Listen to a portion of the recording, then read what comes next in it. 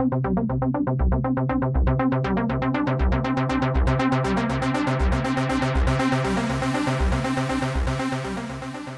now going to look on the snatch. Now at the start of the DVD, when I mentioned that there were 3 essential movements to grasp with kettlebell training, the swing, the clean and the snatch, we've covered the swing and the clean, and we're now going to look on the snatch. I suggest before you try and perform the snatch, you feel fully confident in all the other exercises we've mentioned, as this is the most tricky one.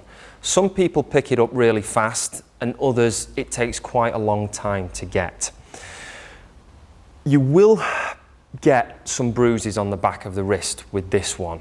It is quite a tricky exercise, this, to go through. I'm going to demonstrate it for you, and then I'm going to talk about the teaching points that go through.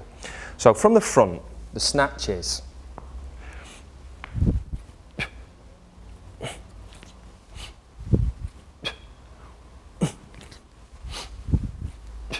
and one more, and down. From the side,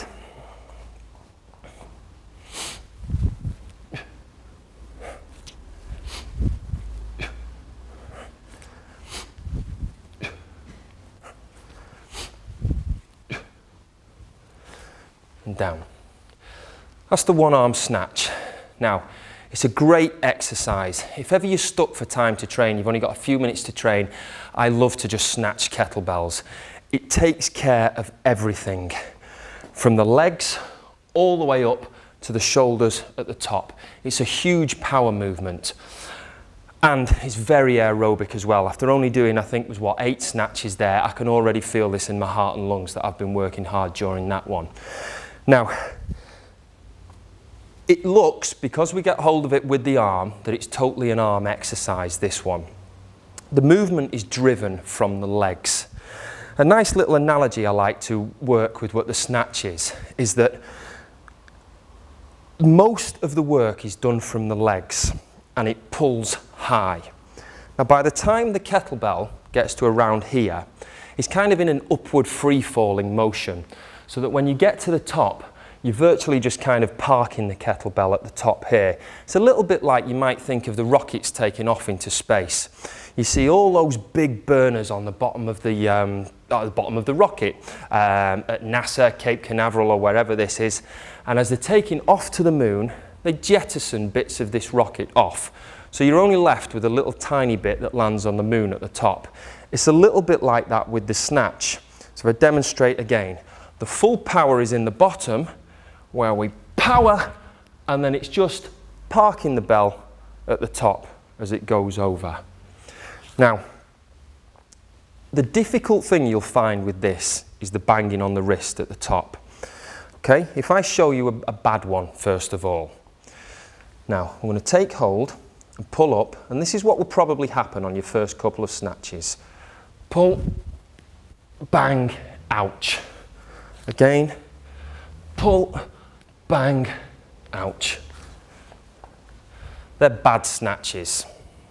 In order to make a perfect catch with the bell, at the top of the movement, we need to intercept the bell, if you like. As we're pulling up with this, we need to go through and collect it, so it lands softly on the back of the wrist. What kind of happens is, as we pull up, we just draw the shoulder back and flip through. And you'll just find that it nestles softly on the back of the wrist. As I said, you will have a few bangs early on with this one, but just take charge and be confident. If you shy away from the kettlebell and become frightened of it, as I said earlier, you will get movements like, I don't like, and run away from it. So you need to take charge. Don't be afraid. Show the bell that you're the boss and in charge. And we've got this little interception where it just nestles softly on the back. Pull and up, down, one more, pull, catch and down.